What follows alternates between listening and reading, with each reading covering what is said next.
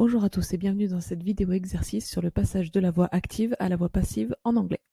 Tout de suite, une série d'exemples pour s'entraîner et mettre en application ce qu'on a vu dans ma précédente vidéo. N'hésitez pas à vous abonner pour plus de contenu sur l'anglais en moins de 5 minutes. C'est parti. Dogs eat bones.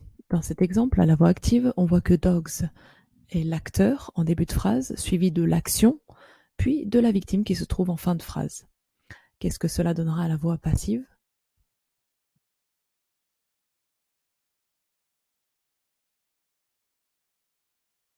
Bones are eaten by dogs. Notre victime se retrouve en début de phrase. L'action a été changée. Eat est devenu are eaten. L'auxiliaire be a été conjugué au présent, puisque à la voix active, eat était au présent. Eaten, le participe passé, du verbe eat, de l'action. By dogs, l'acteur, a été introduit par by. Deuxième exemple. The cat is eating the mouse.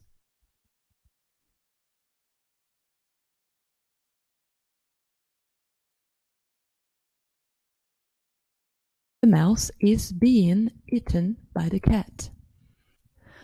Dans cet exemple, notre victime, the mouse, est passé en début de phrase à la voix passive. Le verbe à la voix active is eating est conjugué au présent be plus ing. Donc, à la voix passive, l'auxiliaire be sera conjugué également au présent en be plus ing. Is being plus le participe passé de eat, eaten by the cat. Troisième exemple. The kid visited his grandparents.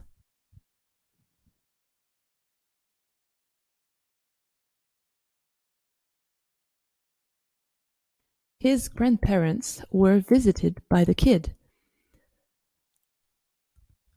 Dans cet exemple, à la voix active, l'action visited est conjuguée au prétérit.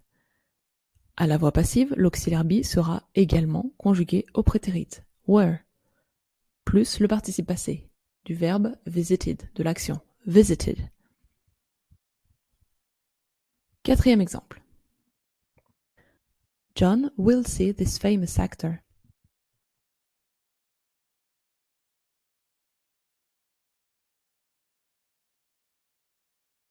This famous actor will be seen by John.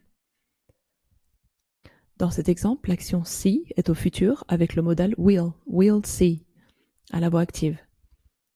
À la voix passive, l'auxiliaire be sera conjugué également au futur avec le modal will be, et le participe passé du verbe see, de l'action seen. Cinquième exemple. The police may have arrested the thief.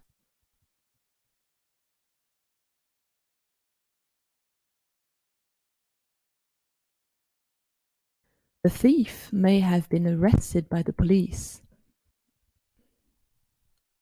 Dans cet exemple, l'action est may have arrested, à la voix active.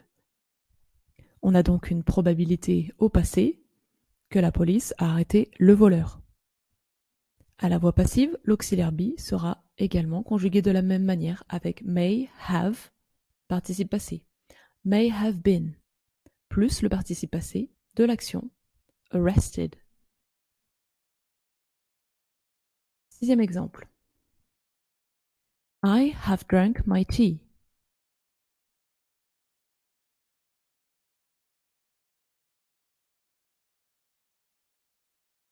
My tea has been drunk by me.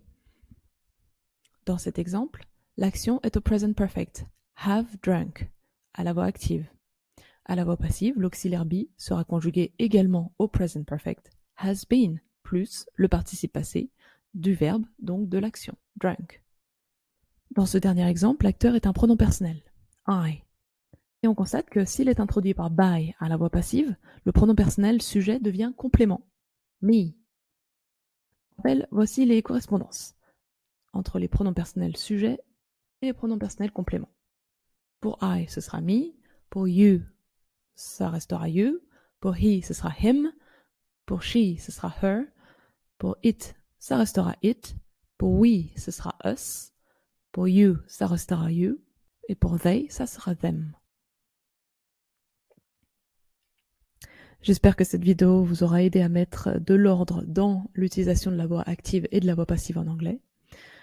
Merci de l'avoir suivi, à bientôt pour un nouveau point de grammaire anglaise en moins de 5 minutes. À bientôt.